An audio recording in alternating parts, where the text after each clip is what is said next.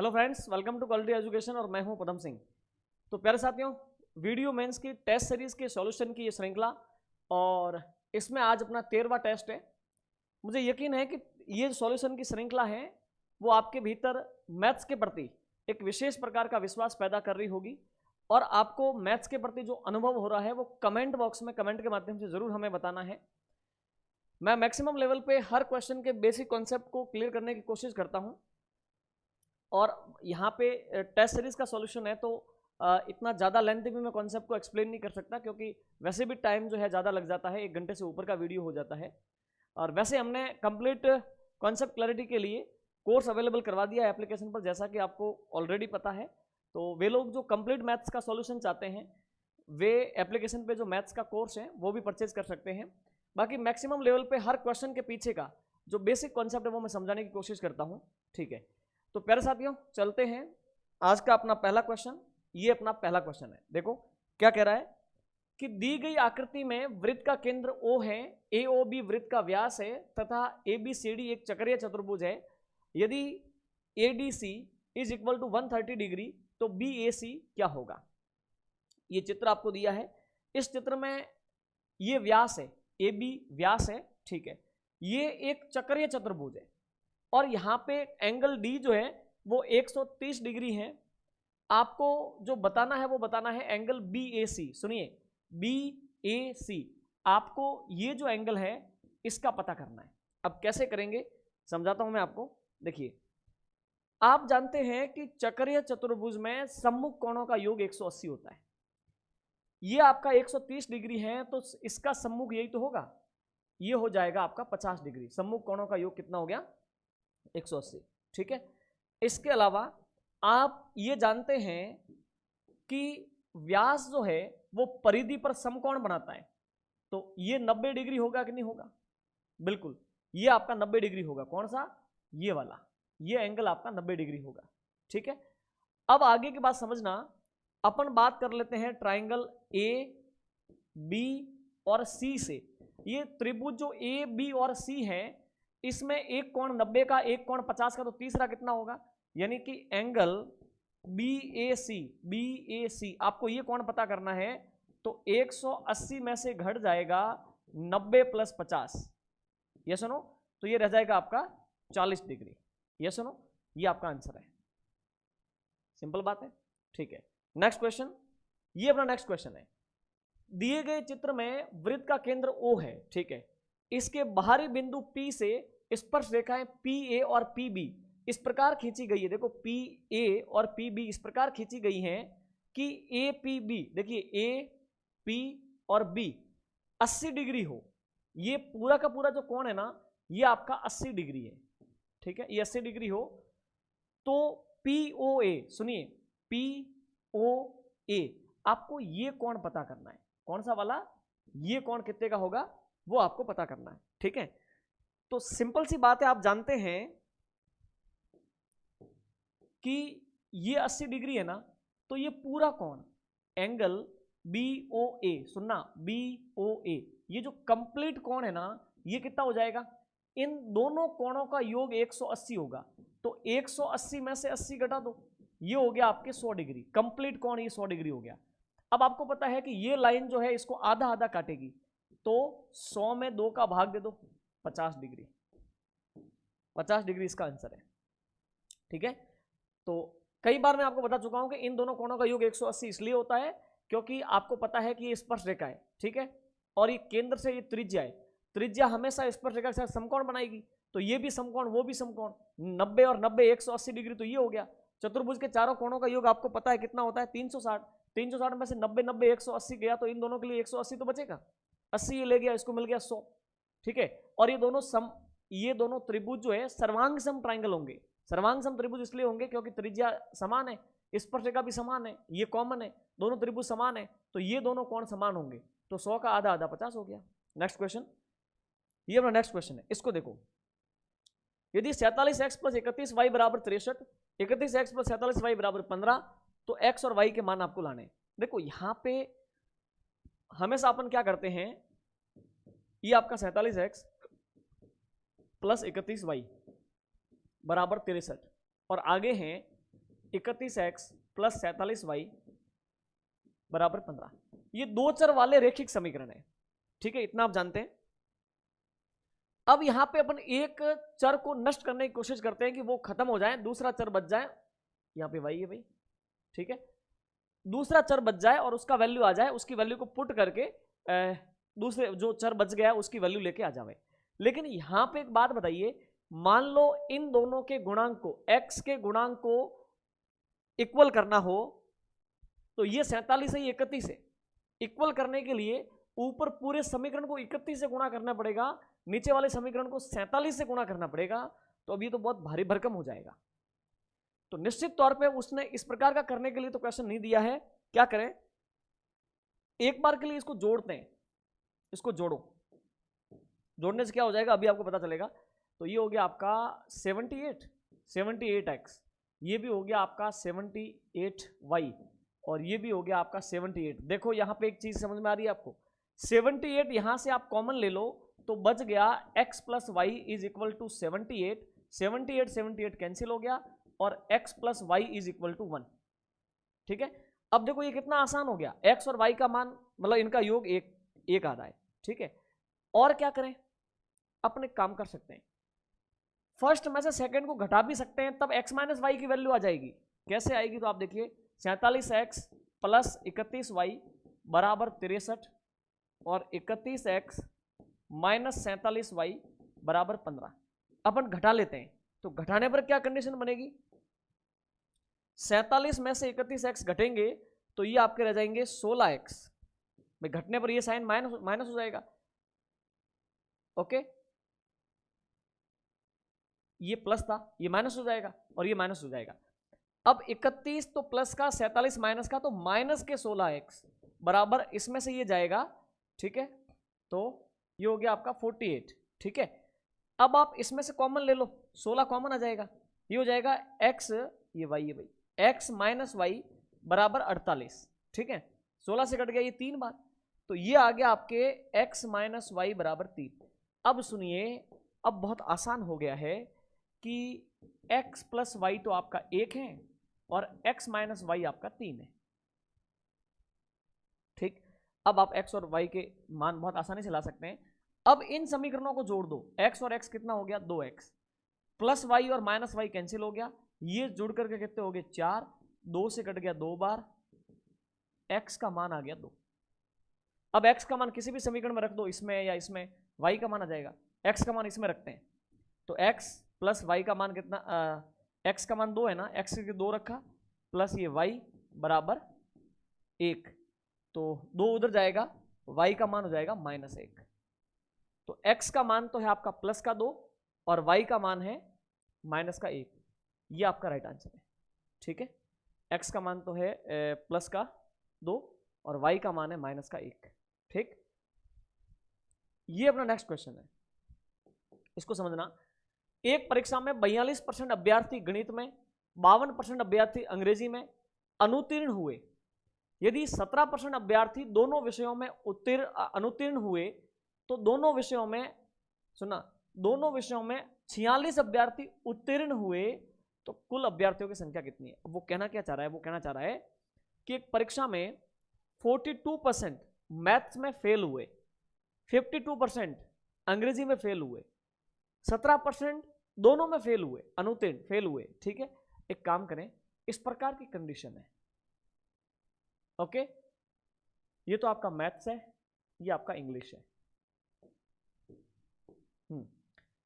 एक परीक्षा में 42% मैथ्स में, 42% मैथ्स में है और 52% आपके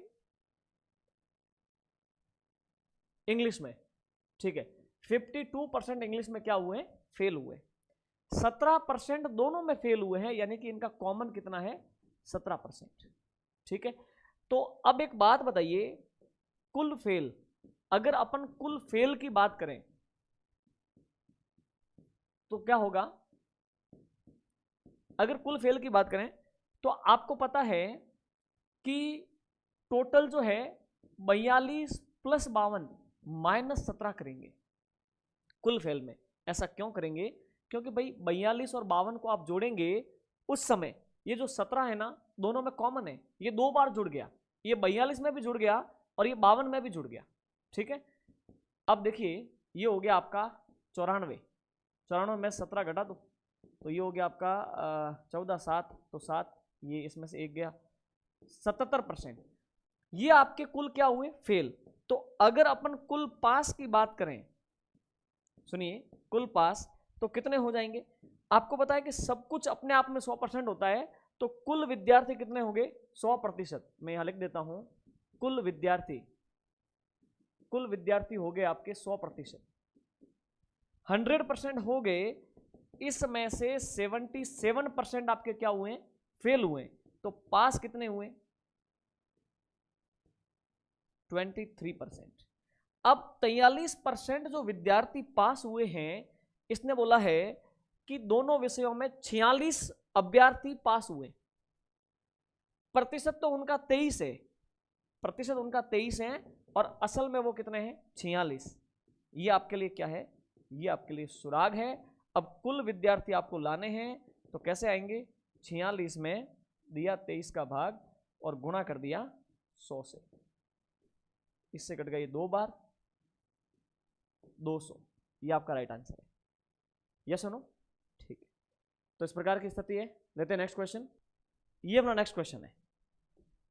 देखो, एक आयत का क्षेत्रफल 360 वर्ग सेंटीमीटर, जो एक वर्ग के क्षेत्रफल का 90% है, वर्ग की प्रत्येक भुजा की लंबाई क्या होगी? ये आपको पता करना है। एक आयत का क्षेत्रफल 360 है, जो वर्ग के क्षेत्रफल का 90% है। अब एक बात बताओ, वर्ग का क्षेत्रफल क्या होता है? भुजा का स्क्वायर। उसका 90% है कौन? आयत का क्षेत्रफल, यानी कि 360। इतना आपको समझ में आ गया? ठीक है, एक काम करो, 0 से 0 कट गया, 9 से कट गया ये 40 बार, 10 गया उधर, तो ये हो गया आपका 400। भुजा स्क्वायर का मान 400 है, आप दोनों तरफ वर्गमूल कर लो। ठीक है, तो जो भुजा का मान है वो आ गया 20, भुजा हो गई 20 सेंटीमीटर। सिंपल। ये नेक्स्ट क्वेश्चन है। एक वस्तु का क्रय मूल्य उसके अंकित मूल्य का 80% है, 12% बट्टा देने के उपरांत व्यापारी का लाभ कितना होगा? कई बार अपन इसको कर चुके हैं, 10% होगा। सुनो, ये तो आपका कॉस्ट प्राइस है, ये आपका सेलिंग प्राइस है और ये आपका मार्क्ड प्राइस है ना, या फिर एमआरपी आप लिख सकते हो, मार्क्ड प्राइस हो गया ये। ठीक है, चलिए सुनिए, एक वस्तु का क्रय मूल्य उसके अंकित मूल्य का 80% है। अंकित मूल्य आपका 100 है, उसका 80% यानी 80 रुपीज, ये उसका क्रय मूल्य है। ठीक है, अब वो बोल रहा है कि 12% बट्टा देने के उपरांत उसका लाभ क्या बचेगा? एक बात बताओ, अंकित मूल्य पर ही तो बट्टा देगा 12%। 12% बट्टा देने का मतलब है 12 रुपए छोड़ देना। 12 रुपए छोड़ेगा तो इसका मतलब 88 रुपए में उसने माल बेचा है। अब 80 में आया माल वो बेच रहा है 88 में, भाई 80 तो कॉस्ट है उसकी, 8 रुपए का प्रॉफिट है। अपन को पता करना है प्रॉफिट का परसेंट। 8 रुपए का प्रॉफिट किस पर मिला है? 80 पर, इंटू 100, ये हो गया आपका 10%। प्रॉफिट कितना हो गया? 10%। यस और नो? चलिए नेक्स्ट, ये अपना नेक्स्ट क्वेश्चन है। एक चारागाह में पशुओं की संख्या में 3% की दर से कमी हो रही है। यदि वर्तमान पशुओं की संख्या 94,090 है, तो 2 वर्ष पूर्व पशुओं की संख्या क्या थी? ये आपको पता करना है। ठीक है, तो 2 वर्ष पूर्व पशुओं की संख्या को आप x मान लो। अब 3% की दर से कमी हो रही है, तो 3% की दर से कमी होने का मतलब है कि पशुओं की संख्या x थी, वो 97% हो जाएगी। और कितने सालों में ऐसा हुआ है? ठीक है, हाँ, आपको 2 वर्ष पूर्व का पता करना है। 2 वर्ष पूर्व आपने x मान ली, अब ये हो गई 97%, फिर अगले वर्ष इसका 97% हो जाएगा। इस प्रकार से 2 सालों में ये अपने आ गई हैं 94,090 पर। आपको 2 साल पहले की पता करनी है, तो 2 साल पहले की यानी x का मान पता करना है, तो 94,090 इनको उधर भेजोगे तो 100 तो जाएगा ऊपर, 100 ऊपर गया, बटे में आ गया 97 × 97, तो x का मान हो जाएगा आपका 1 लाख। ठीक है, 1 लाख आपका आंसर है। ओके, आगे बढ़ते हैं। नेक्स्ट क्वेश्चन, ये आपका नेक्स्ट क्वेश्चन है। अब ये बोल रहा है कि 1 सेकेंड 1 घंटे का कौन सा दशमलव भाग है। अच्छा, 1 घंटे का मतलब क्या होता है? 3600 सेकेंड। 1 घंटे का मतलब क्या है? 3600 सेकेंड। तो 1 सेकेंड जो है वो 1 घंटे का कौन सा भाग है, यानी कि 3600 का भाग देना है।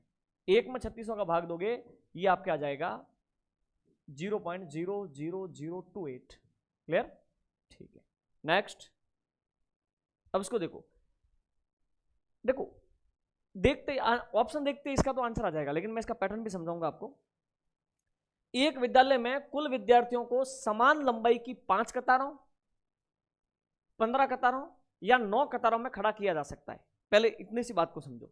वो यूं कहना चाह रहा है कि एक कक्षा में इतने विद्यार्थी हैं, हाँ, एक विद्यालय में कुल इतने विद्यार्थी हैं कि उनको 5 समान लाइनों में खड़ा किया जा सकता है। ठीक है, ओके। यानी कि मान लो जैसे कि 50 विद्यार्थी होंगे तो 5 लाइनों में खड़ा करेंगे तो हर लाइन में 10 हो जाएंगे। 5 समान लाइनों में खड़ा किया जा सकता है। अच्छा, 50 की जगह अगर 49 होता तो 5 लाइनों में खड़ा हो सकते थे क्या वो विद्यार्थी? नहीं हो सकते थे। क्यों? क्योंकि 5 लाइनें बनाते तो 49 में 5 का भाग दे तो पूरा जाता ही नहीं। आप एक काम कर सकते थे कि 40 की एक पंक्ति, 40 की एक पंक्ति, 40 की एक पंक्ति, फिर एक आपके कितनी रह जाती? 39 की, मतलब सॉरी 10 10 की एक, 10 की एक पंक्ति, 10 की एक पंक्ति, 10 की एक पंक्ति, ये तो 9 की ही पंक्ति रह जाती। तो इसका मतलब 49 न होकर के जैसे 50। तो कहने का मतलब कुल विद्यार्थियों की संख्या ऐसी है जिसमें 5 का भाग जा सकता है। 5 समान कतारों में खड़ा किया जा सकता है, 15 समान कतारों में खड़ा किया जा सकता है, 9 समान कतारों में खड़ा किया जा सकता है। तो विद्यार्थियों की कुल संख्या ऐसी है कि जिसमें 5, 15 और 9 का भाग चला जाए। पहली बात तो ये, ठीक है। तो 5, 15 और 9 इनका आप एलसीएम लो तो दिया 3 का भाग, तो ये 5 का 5, ये 5 हो गया, ये हो गया 3, 3 का भाग दिया, ये हो गया 1, ये 5 और 5 ही हैं, 5 का भाग दिया 1 और 1, 5 दिया 15, 15 दिया 45। 45 संख्या एक तो हो सकती है, ठीक है। अच्छा आगे, लेकिन वो बोल रहा है कि 5 समान कतारों में, 15 समान कतारों में या 9 समान कतारों में खड़ा किया जा सकता है, या फिर उन्हें पूर्ण वर्ग में खड़ा किया जा सकता है, या फिर उन्हें पूर्ण वर्ग बनाया, मतलब पूर्ण वर्ग में खड़ा किया जा सकता है। जैसे इस प्रकार से एक पूर्ण वर्ग में ऐसे खड़ा किया जा सकता है, ठीक है। अब यहां पे एक चीज देखिए आप, तो वो जो विद्यार्थियों की संख्या होगी वो पूर्ण वर्ग भी होगी। क्या 45 पूर्ण वर्ग है? नहीं है। तो अब आपको इसको पूर्ण वर्ग करना है, तो पूर्ण वर्ग करने के लिए देखो, ये अभाज्य गुणनखंड हो गया, ये एलसीएम हो गया, 5 दिया 15, 15 दिया 45, 3 इंटू 3 इंटू 5। अब पूर्ण वर्ग अगर हो जावे, कैसे? देखो 3 और 3 का तो एक जोड़ा हो गया वर्ग होने के लिए, 5 अकेला है, एक और 5 कर देवे तो पूर्ण वर्ग हो जावे, और एक और 5 से गुणा करेंगे तो विद्यार्थियों की संख्या देखो 3 इंटू 3 9 इंटू 5 45 इंटू 5 225। क्या आ जाएगी? 225। तो विद्यार्थियों की संख्या 225 होगी। वैसे भी देखो इसने बोला वो संख्या पूर्ण वर्ग भी होती है, विद्यार्थियों की संख्या पूर्ण वर्ग होगी तभी तो उन्हें पूर्ण वर्ग में खड़ा किया जा सकेगा। उस कंडीशन में देखो, क्या 252 पूर्ण वर्ग है? ये तो होता ही नहीं है। ये भी पूर्ण वर्ग नहीं है, ये भी पूर्ण वर्ग नहीं है, तो ये राइट आंसर है, ये 15 का पूर्ण वर्ग है, ठीक है। तो इस प्रकार से आप ऑप्शन देख के भी कर सकते हैं, बाकी ये इसका तरीका है। चलिए अब लेते हैं नेक्स्ट क्वेश्चन। ये अपना नेक्स्ट क्वेश्चन है। अब इसको समझो, यदि 1 मील बराबर 1.6 किलोमीटर, 1 मील की दूरी जो है वो किलोमीटर में बदले तो 1.61 किलोमीटर बनती है, तो 9 घंटे 46 मिनट में कोई व्यक्ति कितने मील जाएगा यदि उसकी स्पीड 6 किलोमीटर प्रति घंटा है। देखो ये तो समय है और ये चाल है, इससे आप दूरी पता कर लो, उस दूरी को इस रिलेशन के माध्यम से किलोमीटर से मील में कन्वर्ट कर लेना, ठीक है। तो अगर समय की बात करें, समय है 9 घंटे और 46 मिनट, तो 46 मिनट को आप घंटे में बदलने के लिए क्या करोगे? 60 का भाग दोगे ना, तो 2 से कट गया ये 23 बार, 2 से कट गया ये 30 बार, है ना, तो ये 30 इंटू 9 270, 270 और 23 293, 293 बटे में 30 घंटे, ये आपका समय हो गया। ओके, अब आपको पता है कि चाल जो है ना वो है 6 किलोमीटर प्रति घंटा। ओके, अब अगर दूरी की बात करें तो दूरी होगा समय इंटू चाल, तो 293 बटे में 30 इंटू 6 से कट गया ये 5 बार, ठीक है, 5 25, ठीक, पीछे रह गया 4, 8 5 40.6, 58.6 किलोमीटर दूरी तय होगी 6 किलोमीटर प्रति घंटा की रफ्तार से 9 घंटे और 46 मिनट के अंदर। कितनी दूरी तय होगी? 58.6 किलोमीटर। लेकिन अपन को तो मील में कन्वर्ट करना है, तो उसके लिए अपन क्या करेंगे, एक काम करो, अगर मील में कन्वर्ट करना है ना तो आपको पता है कि 1 मील बराबर 1.61 किलोमीटर, तो 58.6 में 1.61 का भाग दे दो तो ये मील बन जाएगा। ये आपका आ जाएगा 36.5 मील, पहला आपका आंसर होगा। यस और नो? चलिए, वैसे ये 36.4 आएगा, लेकिन लगभग जो है आपका 36.5 हो जाएगा। ऑप्शन में तो फिर यही है, इसके अलावा तो कोई है नहीं। ये आपका नेक्स्ट है, देखिए 4 विद्यार्थियों के औसत प्राप्तांक 55% है, न्यूनतम प्राप्तांक 50% है, तो अधिकतम संभव प्राप्तांक क्या हो सकते हैं? अब इसको आप समझना बहुत तसल्ली से, सिंपल लॉजिकल क्वेश्चन है। देखो विद्यार्थी कितने हैं? 4, देखना 1 2 3 और 4। ओके, औसत प्राप्तांक 55% है। ओके, इनके औसत प्राप्तांक 55% है।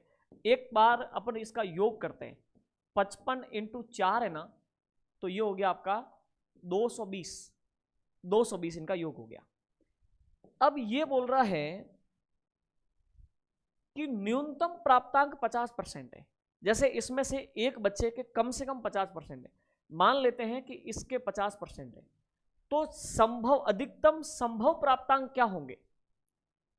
पॉसिबल जो मैक्सिमम प्राप्तांक है वो क्या होंगे? एक काम करते हैं भाई, कम से कम 50 अंक है, तो अपने काम करते इसको 50 दिए, इसको भी 50 दे दो, इसको भी 50 दे दो, तो 50 50 और 50 150, तो ये लेके चले जाएंगे तीनों, 220 बनते हैं, 150 ये लेके गए, तो इसके हिस्से में कितने आएंगे? 70%।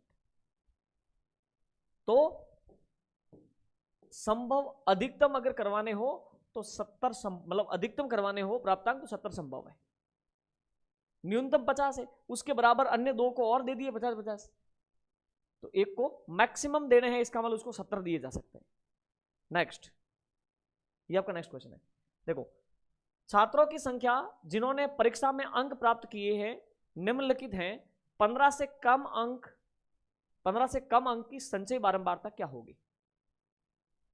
देखो 15 से कम, ध्यान देना, 15 से कम अंक, ये सारे के सारे है कि नहीं? 15 से कम अंक तो यही, ठीक है। 6 को लेवे तो फिर 20 से कम, 4 को लेवे तो फिर 25 से कम, तो इनको जोड़ दो आप, ये हो गया आपके 19। तो 15 से कम की संचयी बारंबारता 2 और 7 9 और 10 19, ये आपका राइट आंसर है, ठीक है। ये आपका नेक्स्ट क्वेश्चन, एक सेव तथा एक आम के मूल्य बराबर है, यदि प्रत्येक सेव के मूल्य में 4% की वृद्धि तथा प्रत्येक आम के मूल्य में 5% की वृद्धि की जाए तो 5 आम और 4 सेव खरीदने पर कितना अधिक मूल्य देना पड़ेगा? उसने बोला है कि एक सेव बराबर एक आम। देखो, एक सेव का मूल्य एक आम के बराबर है, मतलब एक सेव बराबर एक आम। आप एक काम करो, ये प्रतिशत वैल्यू आपको कैलकुलेट करनी है ना, तो आप माना एक सेव का मूल्य है 100 रुपए और एक आम का मूल्य भी 100 रुपए है। ये बात समझ में आ गई? एक सेव का मूल्य 100 रुपए, तो एक आम का मूल्य भी आपने क्या मान लिया? 100 रुपए मान लिया, ठीक है। अब वो आगे क्या बोल रहा है, यदि ठीक है, प्रत्येक सेव के मूल्य में 4% की वृद्धि, आम के मूल्य में 5% की वृद्धि, तो 5 आम और 4 सेव खरीदते समय, 5 तो आपको आम खरीदने और 4 आपको सेव खरीदने, तो एक बात बताइए, 5 आम का वैसे मूल्य कितना बनता है? 500 रुपए। 4 सेब का वैसे मूल्य कितना बनता है? 400 रुपए। लेकिन यहां पे इसने क्या बोला है कि प्रत्येक सेब के मूल्य में 4% की वृद्धि और प्रत्येक आम के मूल्य में 5% की वृद्धि। तो सेब के मूल्य में कितनी वृद्धि हो गई है? 4% की। इसका 4% कितना होगा? 16 रुपए। 16 रुपए आपको एक्स्ट्रा चुकाने पड़ेंगे, 16 रुपए अधिक चुकाने। ओके, 5 आम का वैसे मूल्य 500 रुपए बनता है, लेकिन 5% की वृद्धि हो गई। 5% की वृद्धि का मतलब है 25 रुपए आपको एक्स्ट्रा देने पड़ेंगे। तो एक बात बताओ, अधिक कितना चुकाना है? 41 रुपए। यही तो हुआ, 41 रुपए। ओके, अब टोटल आपको 41 रुपए एक्स्ट्रा देने पड़ेंगे।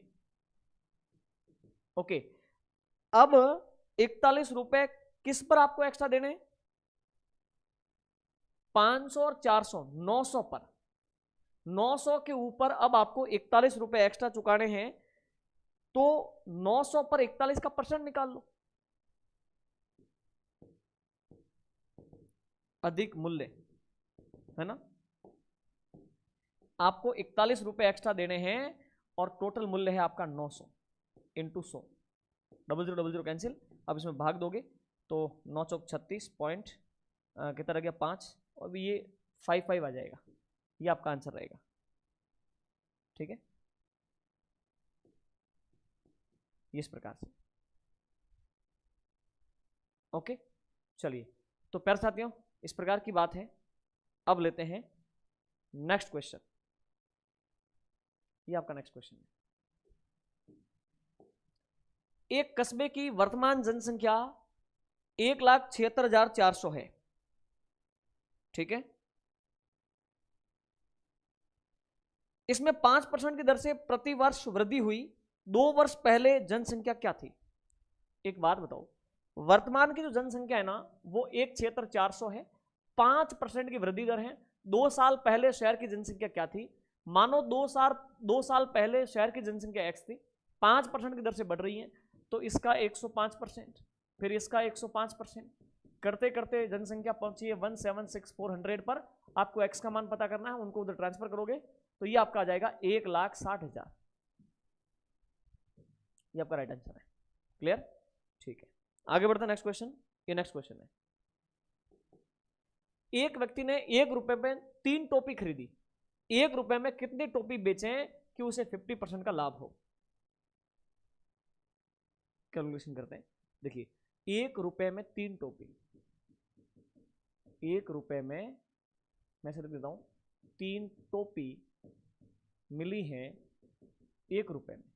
तो 1 टोपी कितने की है? 1/3 रुपए में। ये बात समझ में आ गई? 3 टोपी मिली है 1 रुपए में, तो 1 टोपी होगी 1/3 रुपए में। ठीक है, वह अब देखो 1 रुपए में कितनी टोपी बेचे कि 50% लाभ हो? ये तो क्या है? क्रय मूल्य। दूसरा तरीका बताऊंगा, पहले आप इसको समझो। ये क्रय मूल्य है ना, 50% आपको लाभ चाहिए, ये तो है आपका सीपी। आपको 50% लाभ पर एसपी, सेलिंग प्राइस आपको चाहिए। तो एक काम करो, 1/3, ये तो कॉस्ट प्राइस है, 50% प्रॉफिट चाहिए, तो इसका 150% कर लो। 0 से 0 गया है ना, और 5 से कट गया 2 बार, 5 से कट गया 3 बार, 3 से ये गया 1/2 रुपए। ये बात समझ में आ गई? यानी कि 50% प्रॉफिट चाहिए तो आपको 1/2 रुपए में 1 टोपी बेचनी पड़ेगी। और 1 रुपए, इसने पूछा है कि 1 रुपए में कितनी टोपी बेचें, तो अपन लिखेंगे 1 रुपए में टोपी। 1 रुपया कुल विक्रय मूल्य, 1 टोपी का मूल्य आपका 1/2 रुपए है, तभी तो 50% लाभ बनेगा। टोपियों की संख्या आ जाएगी, ये उलट के गुना हो जाएगा, 2 टोपी। ये आपका राइट आंसर है। ठीक है, अब सुनो, इसका दूसरा कॉन्सेप्ट ये है कि हमेशा देखो 1 रुपए में 3 टोपी खरीदी है, 1 रुपए में 3 से कम बेचेगा तभी तो प्रॉफिट होगा। और प्रॉफिट आपको कितना चाहिए? 50%। तो 50% प्रॉफिट का मतलब है 150/100 या फिर 100/150, दोनों में से कोई एक फ्रैक्शन बनेगा। अब एक चीज बताइए मुझे, 1 रुपए में 3 टॉफी खरीदी है, 1 रुपए में कितनी बेचें कि 50% का लाभ हो? तो 3 से कम आंसर लाना है। तो फ्रैक्शन या तो 100/150 या 150/100 आपको यूज में लेना पड़ेगा। तो ये ट्रिक है जी, और कुछ भी नहीं है। 100/150 से गुणा करोगे तभी आएगा। इससे कट गया ये 50 बार, 50 से कट गया ये 2 बार, 2। बाकी कॉन्सेप्ट आपको पता ही है। इसके अलावा भी और तरीके हैं जी। 1/3 ये उसका कॉस्ट प्राइस है। अब आप अगर ऑप्शन से उठाते हो कि 2 टोपी बेची, तो 1/2 ये उसका सेलिंग प्राइस है। इनका अंतर देख लो, वो जो आएगा वो अंतर क्या क्रय मूल्य का 50% बनता है? ठीक है, तो राइट है, वरना इस प्रकार से। ये आपका नेक्स्ट क्वेश्चन है। यदि कोई धनराशि वार्षिक आधार पर चक्रवृद्धि ब्याज पर 2 वर्ष में अपनी 1/4 गुना हो गई तो ब्याज की दर क्या है? धन का पता नहीं, मान लो वो 1 रुपया है, 1 प्लस दर का पता नहीं बटे में 100 की पावर चक्र, कितने चक्र है? 2 चक्र, और वो धन हो गया 1.44। ओके, एक काम करो, ये पॉइंट हटाओ, बटे में क्या लगाओगे? 100। अब दोनों तरफ वर्गमूल कर लो, तो यहां पे क्या निकल के आ गया? 1 + r/100 बराबर ये हो गया आपका 12/10। एक गया उधर, तो 10 बटे में 100 बराबर ये हो गया 2/10, और 100 ये 0 0 कैंसिल हो गया, दर हो गई आपकी 20%। राइट आंसर है। ठीक है, ये आपका नेक्स्ट क्वेश्चन है। देखो, यदि 2 संख्याओं का अनुपात 5:4 है और पहली संख्या का 40% 12 है, तो दूसरी संख्या क्या होगी? भाई पहली संख्या आपकी 5x, दूसरी है 4x। वो बोल रहा है कि 5x का 40%, 5x का 40% कितना है? 12। ठीक है, 0 0 कैंसिल, 5 से कट गया ये 2 बार, 2 से कट गया ये 2 बार। ठीक है, क्या बोला? 2 संख्याओं का अनुपात 5:4 है, तो 5x 4x। ठीक है, पहली संख्या का 40% 12 है। ओके, पहली संख्या यानी कि 5x का 40% बराबर कितना है? 12 है, 12 है। ठीक है, 0 0 कैंसिल, इससे कट गया 2 बार, 2 से ये कट गया 2 बार, ये कट गया 6 बार। x का मान आपके कितना आ गया? 6। दूसरी संख्या ज्ञात करो, तो सेकंड जो आपका अमाउंट है वो कितना है? 4x। 4 × x का मान तो आपका 6, 6 × 24, ये आपका राइट आंसर है। दूसरी संख्या 24 है। नेक्स्ट, ये नेक्स्ट क्वेश्चन है। a और b के पास 2:1 के अनुपात में राशि है। यदि a b को 2 रुपए देता है तो ये राशि का अनुपात 1:1 हो जाता है। शुरुआत में दोनों की राशियां क्या थी? बहुत सिंपल है क्वेश्चन, आप देखना। एक तो a है और एक b है। ठीक है, इनके पास 2:1 में राशियां थी। ओके, ठीक है, तो आप इसको कर लो। 2x था इसके पास 1x धन था। a b को 2 रुपए देता है। देखना, a के पास 2x थे, इसमें से 2 रुपए उसने b को दिए, b के पास 1x था, उसके 2 प्लस हो गए। यही तो बात है। a के पास 2x थे, उसने 2 निकाल दिए, b के पास 1x था, उसको 2 मिल गए। इस प्रकार से आगे जाकर के अनुपात 1:1 हो जाता है। 1:1 हो जाता है। डायरेक्टली भी ऑप्शन से कर सकते हैं, मैं आपको बताऊंगा। तो ये हो गया आपका 2x - 2, ये उधर गया, तो ये हो गया आपका 1x + 2। क्लियर? 1x को इधर भेज दो, 1x इसमें से माइनस हो जाएगा, x - 2 उधर जाएगा, 2 और 2 4, x का मान 4 आ गया। तो ये राशियां पता करनी है। a की राशि कितनी हो जाएगी आपको पता है? x का मान 4 आ गया, 2 × x का मान 4, यानी उसके पास 8 रुपए थे। और अगर अपन b की बात करें तो b के पास धन कितना था? 1x, 1 × x का मान 4 है, उसके पास 4 रुपए थे। ये सुनो, ठीक है, तो ये बात बिल्कुल सही है। देखो, a के पास कितने हैं? 8 रुपए। अब आप समझना है ना, ऑप्शन से कैसे कर सकते हैं। मान लो ये आपने ऑप्शन मान लिया, a के पास 8 रुपए, b के पास कितने? 4 रुपए। अगर ये 2 रुपए इसको देगा तो 6 रुपए बचेंगे, और इसको 2 रुपए इससे मिलेंगे तो इसके 6 रुपए हो जाएंगे। तो बराबर बराबर हुए कि नहीं हुए? बस, ये नेक्स्ट क्वेश्चन है। ठीक है, एक व्यवसाय में ए और सी की पूंजी के निवेश का अनुपात 7:5 है, जबकि बी और ए की पूंजी का अनुपात 5:3 है।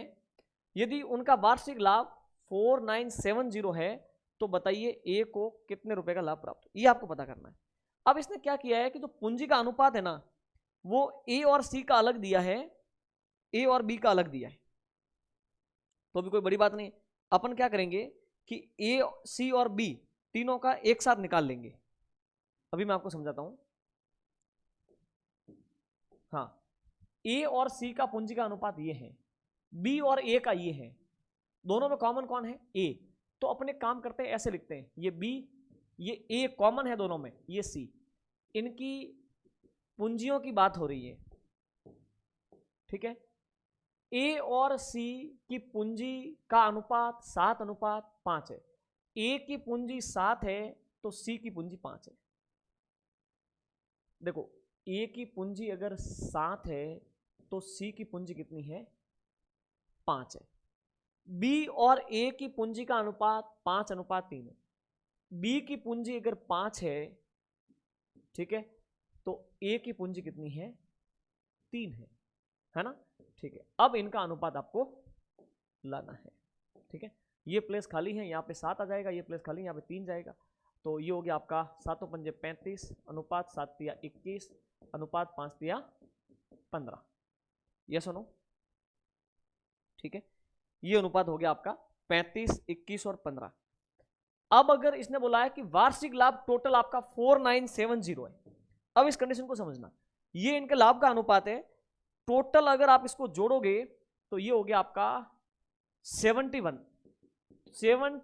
यूनिट जो है ना, वो आपका टोटल लाभ है 4970। ओके, आपको ए का लाभ लाना है ना, तो 4970 में 71 का तो भाग देना ही पड़ेगा, और गुणा किससे करोगे? ए का प्रॉफिट आपके 21 इकाई है, 21 से गुणा करोगे तो ये आपका 1470 आ जाएगा, ठीक है। ये आपका राइट आंसर होगा, सिंपल। नेक्स्ट, ये अपना नेक्स्ट क्वेश्चन है। अब इसको समझना, क्या बोल रहा है? देखो, एक क्रिकेट मैच में जिसमें एक टीम के सभी बल्लेबाजों ने बल्लेबाजी की, प्रथम 5 बल्लेबाजों के बनाए रनों का औसत 40 तथा अंतिम 5 बल्लेबाजों के बनाए रनों का औसत 20, यदि पूरी टीम द्वारा बनाए रनों का औसत 32, तो प्रथम 6 बल्लेबाजों द्वारा बनाए रनों का औसत क्या होगा? पूरी टीम में 11 होंगे, ठीक है, क्रिकेट टीम में टोटल 11 खिलाड़ी होंगे, ठीक है। सुनो, प्रथम 5, ओके, प्रथम 5, ओके, और उनका औसत क्या है? प्रथम 5 का औसत है 40, ओके, तो उनका योग क्या हो गया? उनका योग हो गया 200। ये बात आपको समझ में आ गई? उसके बाद में इसने बोला है कि अंतिम 5, ओके, और उनका औसत उसने क्या बताया है? अंतिम 5 का औसत क्या बताया है? 20, तो उनका योग कितना हो गया? 100, ठीक है। और सभी का औसत, सभी कितने हो गए? 11, और उनका औसत क्या है? उनका औसत बताया है 32, ओके। अब समझना बात को, है ना? तो उनका योग क्या हो जाएगा? इसको गुणा कर लो, 13 दूनी 22, 22 का 2, हासिल का 2, 11 33, 33, 34 और 35, 352। आपको शुरुआत के 6 का औसत लाना है। अपने काम कर सकते हैं, सभी का औसत क्या आ रहा है? 352, 352 आ रहा है, सभी 11 बल्लेबाजों का औसत 352 है। उसमें से अंतिम 5 का यानी 100 घटा दें, अपन को ये करने की आवश्यकता ही नहीं थी। अपन लिखते हैं प्रथम 6 का योग क्या आ जाएगा? तो देखिए, 11 का योग है 352, 352 में से अंतिम जो 5 है ना, उनका है 100, ये घटा दो तो कितने रह गए? 252। ये प्रथम 6 का है, लेकिन उसने, हाँ, प्रथम 6 बल्लेबाजों द्वारा बनाए रनों का औसत, प्रथम 6 का औसत ये हो गया, मतलब योग ये हो गया। आपको इनका औसत लाना है, तो औसत क्या हो जाएगा? उनका योग है 252, 252 में आप कितने 6 का भाग दे दो, 624, पीछे बच गए 2, 42। ये आपका आंसर है। अपन को ये भी करने की आवश्यकता नहीं थी, ठीक है, तो इस प्रकार की बात है। नेक्स्ट, ये आपका नेक्स्ट क्वेश्चन है। ए बी से 2 गुना तेज दौड़ता है और ए बी को 60 मीटर की शुरुआती बढ़त देता है। ऐसा क्वेश्चन अपन एक टेस्ट में किया था। तो रेस की कुल लंबाई कितनी होगी यदि दोनों साथ साथ रेस को समाप्त करते हैं? इसको सॉल्व करो। 2 तिया 6, 6 7 8, 8/3 हो गया, 8/3। तो ए की स्पीड तो है 8 और बी की स्पीड कितनी है 3। ये तो ए है और ये बी। ए की स्पीड तो आपके कितनी है 8 और बी की स्पीड कितनी है 3।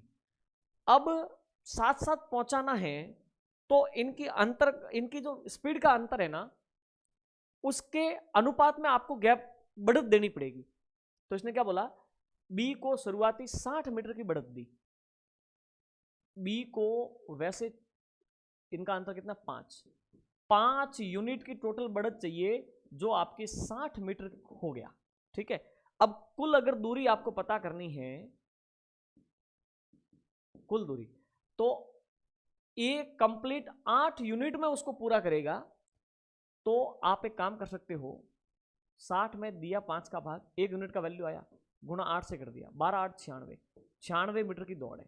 अगर आप इससे करना चाहो तो 60 में दिया 5 का भाग, गुणा किया 3 से और उसमें 60 जोड़ दो फिर। ठीक है, तो ये 96 मीटर आ जाएगा। ठीक है, तो इस प्रकार की बात है। नेक्स्ट, ये अपना नेक्स्ट क्वेश्चन है। देखो, एक निर्माण कार्यस्थल पर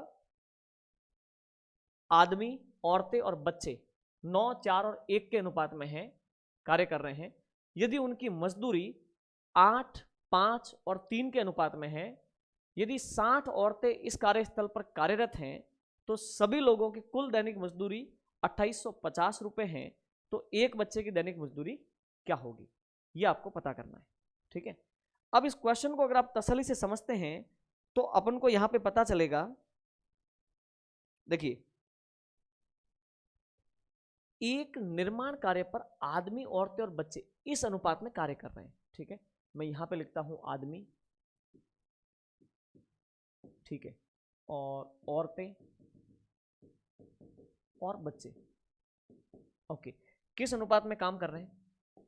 ये कर रहे हैं 9:4:1 में। मतलब जैसे 9 आदमी काम कर रहे हैं तो उनके साथ 4 तो औरतें काम कर रही हैं और 1 बच्चा काम कर रहा है। ठीक है, ये तो है उनकी संख्या। अब अगर मजदूरी की बात करें तो आदमी, औरत और बच्चे की मजदूरी का जो अनुपात है वो है 8 5 और 3 का अनुपात है। मतलब ये है कि अगर एक आदमी को 8 रुपए मिलते हैं तो एक औरत को मिलेंगे 5 रुपए और एक बच्चे को मिलेंगे 3 रुपए। ये वाली बात है। अब यहां पे आपको ये दे रखा है कि औरतें कितनी हैं 60। तो अपने काम करते हैं, औरतें, आदमी और बच्चों की रियल संख्या लिखते हैं। औरतें हैं 60, औरतों का अनुपात कितना 4, तो 4 इकाई बराबर 60। भाई 4 इकाई बराबर 60, तो 1 इकाई का मान हो गया 15। 1 इकाई का मान 15 है तो बच्चे तो आपके, ये तो बच्चे तो हो गए 15 हो ही गए। ठीक है, औरतें 60 है। अगर आदमियों की बात करें तो 1 इकाई का मान 15 है और आदमी कितने हैं 9, तो 135। 15 9 135। अब एक काम करो, ये उनकी रियल संख्या आ गई। अब आते हैं उनकी टोटल मजदूरी पर। 135 टोटल आदमी हैं और 8 इकाई के हिसाब से उनको मजदूरी मिलेगी। तो आप क्या करोगे कि 135 को 8 से गुणा करोगे, 135 को 8 से गुणा करोगे ना, तो 135 इंटू 8, 135 लोगे, 8 इकाई प्रत्येक को मजदूरी मिलती है। तो ये हो गया आपका 1080। ठीक है, अब इसी प्रकार से 60 औरतें हैं और 5 इकाई मजदूरी मिलती है, तो ये हो गया आपका 300। 15 बच्चे हैं और 3 इकाई मजदूरी मिलती है, तो ये 45 इकाई मजदूरी हो गई टोटल। इनको आप जोड़ोगे तो ये आ जाएगा 1300, 1300 और इसमें 20 दिए, तो ये हो गया आपके 1425 यूनिट टोटल मजदूरी है जो इसने क्या बोला है कि 2850 रुपए हो गई। ये आपके लिए सुराग है। क्या है? सुराग। क्या पूछा है? एक बच्चे की दैनिक मजदूरी। तो एक बच्चे की दैनिक मजदूरी कितनी है? 3 इकाई। 3 इकाई का मान लाना है। एक बच्चा, एक बच्चे की दैनिक मजदूरी। तो 2850 में 1425 का भाग दोगे और गुणा करोगे 3 से, तो इसका भाग इसमें चला जाएगा 2 बार, 3 दूनी 6, 6 रुपए। 6 रुपए उसका राइट आंसर। एक बच्चे को 6 रुपए मिलेंगे। सिंपल है। ठीक है, नेक्स्ट। ये आपका नेक्स्ट क्वेश्चन है। अब देखो इसमें क्या बोल रहा है, ए किसी काम को 12 दिन में कर सकता है, बी ए से 60% ज्यादा मेहनती है या ज्यादा सामर्थ्यवान है। ये सही नहीं लिखा हुआ। बी इसे कितने समय में पूरा कर लेगा। तो यहां पे आपके समय आएगा, फिर काम और फिर क्षमता। ठीक है, एक तो है ए और एक कौन है? बी। अब देखिए, ए किसी काम को 12 दिन में कर सकता है। ए किसी काम को 12 दिन में करेगा, ठीक है। बी ए से 60% ज्यादा मेहनती है। अगर ये 100% मेहनत करता है तो ये 60% ज्यादा यानी 160, तो क्षमता का अनुपात आ गया 5:8। ठीक है, अब एक बात बताइए, 12 दिन में 5 की ताकत से 12 × 5 यानी कि 60 काम कर सकता है। तो टोटल काम कितना हो गया? 60। क्षमता का मतलब होता है इकाई समय का काम। तो एक दिन का काम ए का कितना है? 5, तो 12 दिन का हो गया 60। अब आपको क्या करना है? बी का समय लाना है। तो बी का समय कैसे आएगा? बी टोटल काम करेगा तो काम करना है 60 और किस स्पीड से करेगा? 8 की स्पीड से। ठीक है, तो ये हो जाएगा आपके 8 और 7 56, पीछे रहेगा 4, 4/8 यानी 1/2, 7.5 दिन में। ये आपका राइट आंसर है। क्लियर? और ये नेक्स्ट क्वेश्चन है, एक वर्गाकार आकृति की परिधि और उसके अंदर अधिकतम त्रिज्या वाले वृत्त की परिधि का अनुपात क्या होगा। आपको क्या करना है? एक वर्ग बनाना है। एक वर्ग है, ठीक है। एक वर्ग की परिधि और उसके अंदर अधिकतम त्रिज्या वाले वृत्त की परिधि। ये अधिकतम त्रिज्या वाला वृत्त तो ऐसे ही बनेगा ना, ये सुनो, ओके। और ये इसकी त्रिज्या है। अगर इस वर्ग की भुजा ए है तो इस वृत्त का व्यास ए होगा, तो वृत्त की त्रिज्या a/2 हो जाएगी। ठीक है, आपको पता करना है वर्ग की परिधि, वर्ग की परिधि और वृत्त की परिधि का अनुपात, वृत्त की परिधि का अनुपात। ओके, वर्ग की परिधि होगी 4 × भुजा, ये सुनो, और वृत्त की परिधि होगी 2πr। r का मान हो जाएगा a/2, 2πr। ठीक है, अब सुनिए, अनुपात आपको पता करना है इनका। ठीक है, 2 से 2 कट गया, a से a कट गया, 4:π। ये आपका राइट आंसर है। क्लियर? और ये नेक्स्ट क्वेश्चन है, इसमें आपको क्या पता करना है? बहुभुज के विकर्ण। देखो क्या लिखा है कि अष्टभुज के कुल विकर्णों की संख्या क्या होगी। अष्टभुज के आपको विकर्ण लाने हैं, ठीक है। और अगर अपन विकर्णों का फॉर्मूले की अगर अपन बात करें तो वो होगा आपका n-3/2, है ना, n-3/2। n यानी भुजाओं की संख्या। ओके, भुजाओं की संख्या 8 है, अष्टभुजाकार है। फिर 8-3/2, इससे कट गई ये 4 बार, 4 × 8 में से 3 गया तो 5, 20 विकर्ण है। ये आपका राइट आंसर है। ठीक है, चलिए नेक्स्ट। ये अपना नेक्स्ट क्वेश्चन है।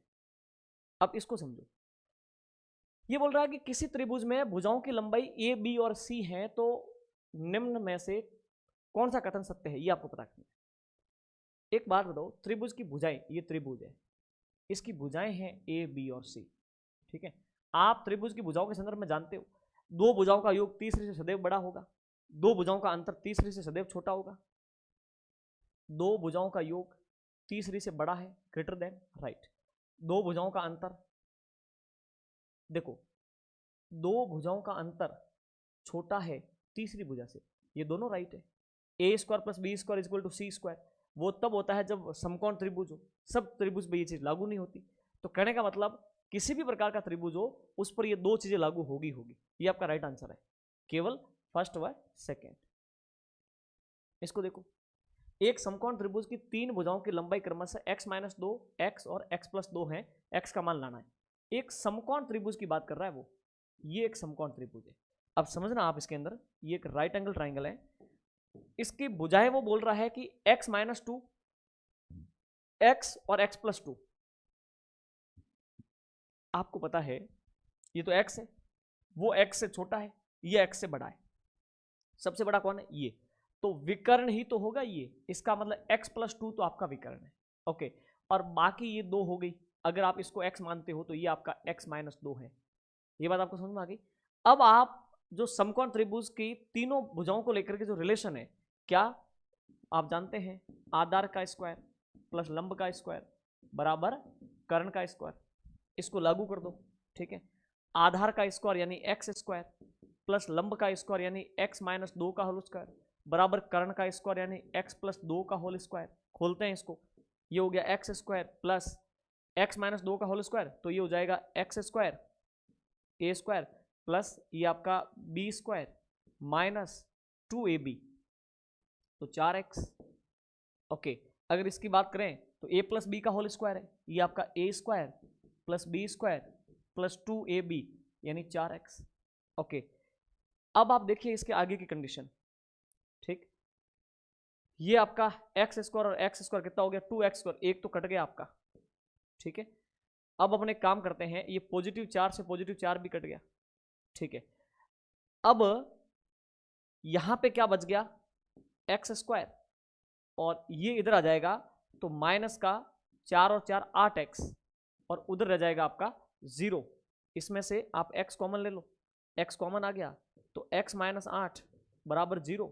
x को इधर ट्रांसफर कर दो तो x-8 बराबर 0 में x का भाग 0 ही रहेगा, तो x का मान क्या आ गया? 8। ये सुनो, तो सेकंड जो b है वो आपका राइट आंसर है। ये सुनो, ठीक है, ये आपका राइट आंसर है। क्लियर? ठीक है, अब आगे बढ़ते हैं और नेक्स्ट क्वेश्चन। ये अपना नेक्स्ट क्वेश्चन, ए किसी काम को 4 घंटे में करता है, बी और सी उस काम को 3 घंटे में करते हैं, ए और सी 2 घंटे में करते हैं, बी अकेला कितने समय में करेगा? देखो यहां पे तो आपके समय आएगा, यहां पे काम, और यहां पे आएगा क्षमता, ठीक है। एक तो ए है, एक बी प्लस सी है, एक ए प्लस सी है, ठीक है। ए किसी काम को 4 घंटे में करता है, ठीक है। बी प्लस सी उसे 3 घंटे में करते हैं, ठीक है। ए प्लस सी उसे 2 घंटे में करते हैं। ओके, इनका एलसीएम क्या आ गया? 12 आ जाएगा, ठीक है। 4 का भाग 12 में 3 बार, 3 का भाग 12 में 4 बार, 2 का भाग 6 बार। तो अब आप एक चीज देखिए, क्या कि ए और देखो बी का लाना है ना, ए और सी की ताकत कितनी है? 6 है, तो अपन लिखेंगे ए प्लस सी की क्षमता कितनी है? 6। ओके, ए की ताकत कितनी है? 3, तो सी की क्षमता कितनी आ जाएगी? 6 में से 3 घटा दो, 3 बच जाएगी। ओके, बी और सी की ताकत मिला के कितनी है? 4। अपन लिखते हैं बी प्लस सी की क्षमता, तो बी और सी की ताकत मिला के 4 है। ओके, अब उसमें आपको अगर बी की ताकत लानी है तो 4 में से सी की ताकत यानी कि 3 घटा दो, कितनी आ गई? 1। तो बी की ताकत आ गई आपके 1। आपको पता है कि काम टोटल कितना है? 12। तो बी का समय, बी अगर पूरा काम करेगा तो 12 काम करना पड़ेगा। बी की ताकत है 1, 12 घंटे लगेंगे। कितने घंटे लगेंगे? 12 घंटे। ये आपका राइट आंसर है, ठीक है। तो इस प्रकार की बात है। अब आगे बढ़ते हैं, लेते हैं नेक्स्ट क्वेश्चन। ये अपना नेक्स्ट क्वेश्चन है। अब इसको देखो, इसका आपको HCF लेना है। क्या लेना है? HCF। एक तो ये राशि है और एक ये राशि है। 5 और 7 का HCF 1 है। ए यहां है, यहां है ही नहीं। बी यहां है, यहां है ही नहीं। पी यहां है, यहां नहीं है। क्यू यहां है, यहां नहीं है। आर यहां है, यहां नहीं है। सी यहां है, वहां नहीं है। तो कहने का मतलब ये जो वेरिएबल्स है कॉमन कुछ है ही नहीं, और एचसीएफ का मतलब ही है कि कॉमन लेना, जो हाईएस्ट कॉमन हो उसको एचसीएफ बोलते हैं। 5 और 7 में भी कॉमन कुछ भी नहीं है, तो एक तो है, तो इसका आंसर है 1। क्लियर? ये आपका नेक्स्ट क्वेश्चन है। इनका माध्य विचलन क्या होगा ये आपको पता करना है। तो पहले तो माध्य तो पता करो। माध्य कैसे आएगा? माध्य यानी कि औसत, राशियों का योग कर लो। 5 और 8 13 और 6 21, 22 23 24, ये 4, 1 2 3 4 और 5, 5 का भाग दो, 8 5 13, 13 और ये आपका 6, ठीक है, 29, 30 31 32, 32 और नहीं 22 और ये 26, 26 में 5 का भाग दे दो, 26 ही हुआ, ठीक है। 5 का भाग दोगे तो ये 5.2 हो जाएगा, 5.2। ये आपका माध्य है। क्या है? माध्य। आपको माध्य विचलन लाना है। अब एक बात बताओ, विचलन की बात करें तो आपको क्या करना पड़ेगा कि माध्य से हर आंकड़ा कितना दूर है, तो आपको अंतर लेना है। क्या? 5 में से 5.2 को घटाना है, तो कितना आया? ये आपका आ जाएगा 0.8। ये सुनो, 0.8 हो गया, ठीक है। अरे भाई 0.2 हो गया, इनका आंसर 0.2 हो गया। सेकंड क्या है आपका? 8, और 8 में से 5.2 घटाओगे तो ये आपका आ जाएगा 8 और 2.8, राइट। और फिर आगे कौन है? 6, 6 में से 5.2 घटाओगे, ठीक है, तो ये आपका आ जाएगा 0.8। ओके, आगे कौन है? 3, 3 का और 5.2 का अंतर, ये हो जाएगा आपका 2.2, 2.2, ठीक है। फिर आगे है आपका 4, 4 और 1.2 का अंतर लेना है, तो ये आ जाएगा आपका 8, 2.8, इनका अंतर हो जाएगा, ठीक है, 2.8। यस सुनो, अरे भाई ये आपका 4, 4 में से 5.2 घटाना है ना, तो ये हो जाएगा आपका 1.2, ठीक है। आपको पॉजिटिव नेगेटिव का ध्यान में रखना, निरपेक्ष मान लेने हैं। अब इनका योग कर दो, ठीक है, तो इनका योग हो जाएगा 7.2, 7.2, ठीक है। अब आपको लाना है माध्य विचलन। माध्य विचलन लाना है तो क्या हो जाएगा माध्य विचलन? कि मध्य से प्रत्येक आंकड़े की दूरी और उस दूरी का योग 7.2, उनका औसत लाना है। इसका औसत तो राशियां कितनी? 5, तो 5 का भाग दे दो, तो जब आप इसमें 5 का भाग दोगे तो ये आ जाएगा 1.44। ये आपका राइट आंसर है। क्लियर? ठीक है, और ये आपका नेक्स्ट क्वेश्चन है, ठीक। क्या बोल रहा है? एक कक्षा में 50 विद्यार्थियों का माध्य आयु कितनी है? 17 वर्ष। सीधा ही कर देता हूं, 50 विद्यार्थी और 17 वर्ष, 850 योग हो गया, ठीक है। उनमें से 30 छात्रों का मध्य है 18, 30 का है 18, 18 या 54, 540, ठीक है। तो शेष 20 छात्र, उनका औसत क्या होगा वो आपको पता करना है। तो इनका अंतर ले लो, 0 और ये 1 और ये 3, ठीक है। 310 वर्ष उम्र किसकी आ गई? 20 छात्रों की। ओके, तो इनका औसत लाना है ना 20 का, तो आ जाएगा 310 में 20 का भाग दे दो, ये कट गया 15.5 वर्ष। ये इनका औसत है, राइट आंसर है, ठीक है। सिंपल सी बात है। और ये नेक्स्ट एंड लास्ट क्वेश्चन, 10% साधारण ब्याज पर 5 वर्षों में 10,866 रुपए का ऋण किस वार्षिक किस्त के रूप में दिया जाएगा? साधारण ब्याज की वार्षिक किस्त, और साधारण ब्याज की वार्षिक किस्त और किस्त ज्ञात करने का फॉर्मूला है 100A upon 100T plus RT T-1 upon 2। अब यहां पे वैल्यू पुट कर दो, ठीक है। 100 इंटू ए यानी कि अमाउंट यानी कि मिश्रधन यानी कि ऋण, वो आपका 10866 है, ये आपका ऋण है, बटे में 100 इंटू टी, टाइम आपका 5 वर्ष है, देख लो, प्लस आर टी यानी 10 इंटू 5, फिर टी माइनस 1 यानी कि 5 में से 1 गया और बटे में क्या है 2। ठीक है, अब आप इस चीज को देखो, ये 5 में से 1 गया तो 4 और 2 से कट गया ये 2 बार। अब ऊपर कौन है, ऊपर है आपका 100 इंटू 10,866 बटे में ये हो गया आपका 500 प्लस ये हो गया 5 दूनी ये 50 दूनी 100। ठीक है, अब 100 यहाँ आ जाएगा तो नीचे हो जाएगा 600। ओके, नीचे हो गया 600, 0000 कैंसिल। अब आपका हो गया 10866 में 6 का भाग दोगे ना तो ये आ जाएगा आपका 1811। ये आपका राइट आंसर 1811। क्लियर? ओके, तो इस प्रकार की बातें प्यारे साथियों, ये था अपना टेस्ट नंबर 13। ठीक है, चलिए तो अब मिलेंगे अपन टेस्ट नंबर आपका 14। ठीक है, गुड बाय, थैंक यू।